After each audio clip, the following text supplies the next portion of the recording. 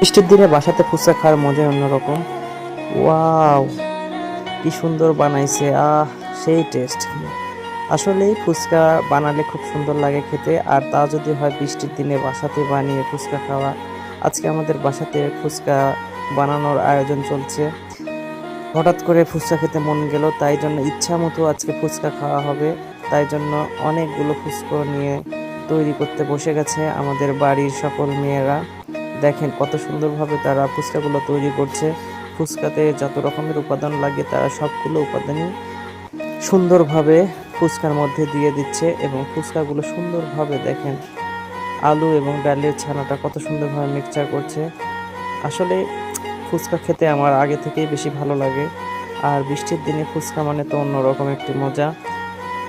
দেখেন কত সুন্দরভাবে ফুচকাগুলো পরিপূর্ণভাবে ছানা দিয়ে ভরে দিয়েছে, এবং কত সুন্দরভাবে তারা কাজ করছে দেখেন। বৃষ্টির দিনে ফুচকা খাওয়ার মজাই অন্যরকম।